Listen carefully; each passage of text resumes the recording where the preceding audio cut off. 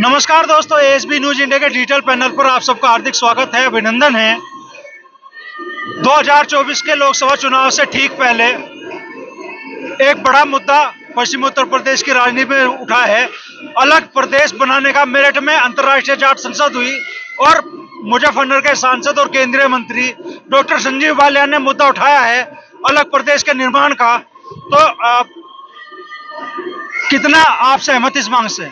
हम तो पूरे, मैं व्यक्तिगत रूप से, देखो मैं संवैधानिक पद पे तो हूं नहीं, मेरे पास दो दायित्व, एक व्यक्ति का एक पार्टी का। हमारी टिप्पणी तो आप जब लो, पहले सरकार कुछ करे, सरकार की राय नहीं आ रही। आदरणीय मंत्री जी कह रहे कि पश्चिम उत्तर प्रदेश बनेगा, मेरठ राजधानी भी घोषित कर दी उन्होंने तो। और संगीत सो मने कर रहा, केशव प्रसाद मौर्य मने कर रहा, पहले ये हो जाए जब ही तो भारत तो पूछो थाने भी आया है, नोता दे, पहले नोता खा लो तभी तो बताओगे हम आओगे नहीं आओगे। तो बता, घर में सूत्र का बाद जुलाई साल लट्ठा में लट्ठा।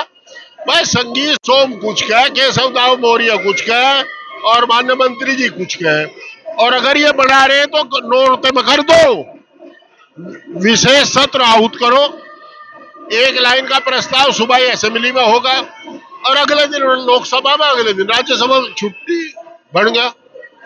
फिर मारा क्या राय है हमारी, हम क्या करेंगे? फिर कुछ ही हो जाओ, ये जो हम हो जाओ कुछ ही हो जाओ, भाई मालिक का बढ़ा दे तो बढ़िया है। जुमला लग रहा है या वास्तव में लग रहा है कि कुछ गंभीरता से बात बनेगी? देखो दो बात है, सरकार का पढ़ा लिखा मंत्री जो बखूबी जानता है कि तू जो कहेगा वो सरकार कह रही है। हमारे कॉन्स्टिट्यूशन में मंत्रिमंडल के साथियों की ज्वाइंट रेस्पॉन्सिबिलिटी होती है। उन्होंने कोई बयान दिया है, अब वो बयान तो हम तो भाई मानेंगे, सरकार का बयान है, कर दे काम।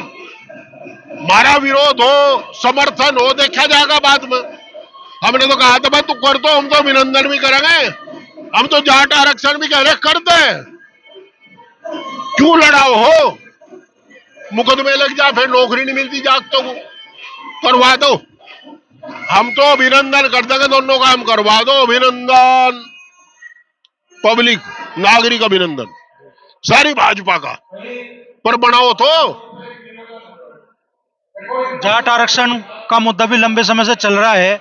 अब लोकसभा के बराबर प्रदेश में उनका, देश में उनका, करे तो कुछ मारे तो पूछा क्या कहो भाई, पहले वे तो एक हो भाई, आपका मंडा है, आप हमें कह रहे आओगे कि नहीं आओगे, भाई पहले बुला तो जब तो बताओगे, आओगे नहीं आओगे पहले कहने का, यो नहीं काम होता भाई। पहले उन्हें कहो, सारी पार्टी की वो जो, या तो पार्टी ये कहे कि जो इन्होंने कहा वो हम स्वीकार करते हैं, या पार्टी कहे कि उन्होंने क्या कहा हमसे पूछा कि जुमला तो भाई पढ़ा लिखा आदमी मैं क्यों कहती जुमला, मैं तो कह रहा है सही है। अगर पार्टी उसकी सही को नहीं मानती तो पार्टी को या तो वो एक्शन ले या पार्टी उनके साथ एक्शन ले, कुछ तो करो। घर में सूत्र का बाद जुलाई के लट्ठा मेरी साथ है, मेरे पे है क्या भाई, मैं क्या कहूँ, इन पे क्या है, बैठे करना तो आपको ही है। पश्चिमी उत्तर प्रदेश के जिम्मेदार नेता है तो आपकी राय भी मायने रखती है। तो कह रहा है भाई, मैं देखा आपस में टांग खिंचाई नहीं करता, अगर संजीव बालियान जी ने कुछ कहा है हम तो उसका सम्मान कर रहे, जिम्मेदार आदमी, पढ़ा लिखा आदमी, जो कुछ कहा उसे लागू करता है, अभिनंदन। मेरा एक दूसरा सवाल आपसे था जाट आरक्षण को लेके कि हर विधानसभा या लोकसभा चुनाव से पहले बीजेपी के बड़े नेता हमेशा जाट समाज के नेताओं की बैठक बुलाते हैं, फिर से आश्वासन मिलता है लेकिन होता कुछ नहीं। यही खेल पिछले कई चुनाव से चल रहा है, तो जाट आरक्षण अपने वजूद में क्यों नहीं आ रहा है? क्या इसके लिए भी संघर्ष की जरूरत है? देखिए, मैंने मंच पर भी कहा, राज भी कहा, हमारे बस का ढकोसला तो है नहीं, ना हम फेंकते जाते जो लपेटी ना जा, हमारे हाथ में कुछ नहीं। हम आरक्षण के पक्षधर है, दिल से पक्षधर है।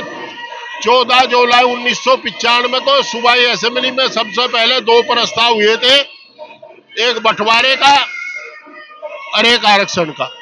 उसमें मेरे ये आदमी, एक पे मेरे दस्तखत थे, एक पे प्रोफेसर किरणपाल सिंह के थे।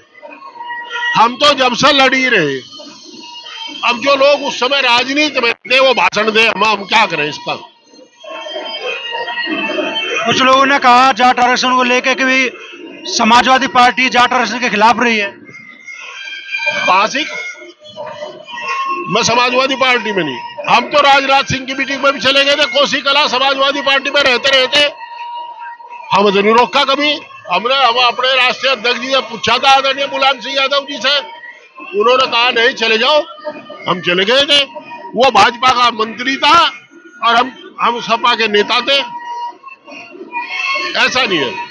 और भाई हम पक्ष में है, जिम्मेदारी के साथ कह रहे करे तो ये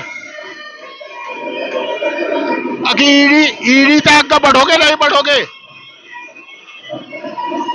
करवा दो।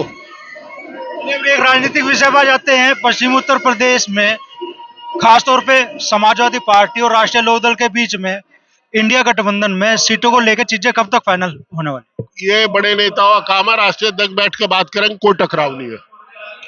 टकराव तो मैंने कहा ही नहीं, आप कहां से ले आए? नहीं, आप कह रहे ना भाई बात कब तक हो गया ना, हो जाएगी जब चांग बैठ कर कर हमारे घर की बात हम करेंगे, कोई क्यों पूछे? ये घर की बात सार्वजनिक करी जा भला भाई, देखिए ऐसा कुछ नहीं है। तो एमपी साहब कह रहे हैं कि पश्चिम उत्तर प्रदेश बनना चाहिए, वो व्यक्तिगत तौर पे इसके पक्ष में है, लेकिन खालिश बातों से बात नहीं बनेगी। अगर घर में मंडा है, ब्याह है तो चिट्ठी बांटनी पड़ेगी, न्योता देना पड़ेगा, लेकिन बिना कुछ किए ही अगर खालिश जुबान से ही मुद्दा उठा दिया जाए तो उससे धरातल पर कुछ ज्यादा बदलने वाला नहीं है। एमपी साहब कह रहे हैं समाजवादी पार्टी की तरफ से भी राष्ट्रीय महासचिव के तौर पे कि समाजवादी पार्टी जाट आरक्षण के पक्ष में भी है और पश्चिमी उत्तर प्रदेश अलग राज्य बने इसके वो व्यक्तिगत पक्ष में।